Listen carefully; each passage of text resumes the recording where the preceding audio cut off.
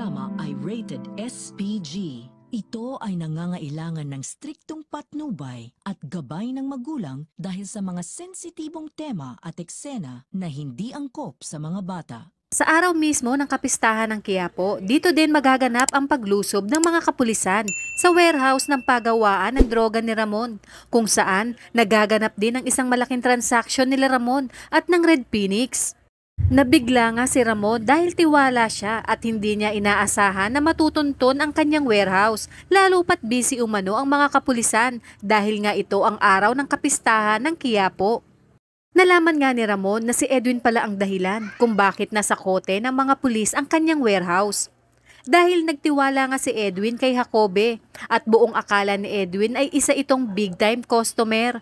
Ang hindi niya alam ay nagpapanggap lang ang mga ito para matunton ang malaking isda na pinagkukunan ni Edwin. Kung kaya't hindi na makakapagtimpi si Ramon kay Edwin at tututukan niya ito ng baril at gusto na sana niyang tapusin ang buhay ni Edwin. Ngunit sinabi nga ni Edwin na pwede silang magtulungan sa negosyo ni Ramon at hindi umano niya sasabihin kay Mokang ang totoong negosyo ng mga ito. Sa kabilang banda, kasama nga din si Rigor sa paglusob sa warehouse ni Ramon at matatandaan nga natin na si Rigor ang isa sa mortal na kaaway ni Ramon. Kaya laking gulat ni Rigor nang makita niya si Ramon dahil ang buong akala nga ni Rigor ay napatay na niya ito. At higit sa lahat, ang hindi alam ni Rigor ay nandun din sa lugar ang paborito niyang anak na si David. Hindi nga malaman ni David ang kanyang gagawin nang makita niya ang kanyang tatay Rigor. Nang makita naman ni Ramon si Rigor ay hindi ito nagdalawang isip na paulanan ng bala. Ngunit ano kaya ang gagawin ni David kapag nakita niya na nasa alanganin ang buhay ng kanyang tatay Rigor?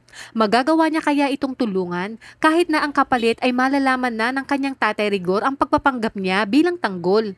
Habang si Ramon naman, ano kaya ang mararamdaman kapag nakita nito na tinutulungan ni David si Rigor na mortal niyang kaaway? Sa kabilang banda, habang papalabas na nga ang grupo ng Red Phoenix ay hindi nito inaasahan na nakaabang na pala ang grupo nila Tanggol sa labas upang tapusin na ang grupo ng Red Phoenix. Kaya naman nang makita na ni Tanggol na papalabas ang grupo ng Red Phoenix ay agad niya na itong niratrat ng bala na siyang ikinasawi nila Angkong at Roy. Matagumpay ngang nagawa nila Tanggol at Bubbles ang kanilang misyon na patayin ang Red Phoenix.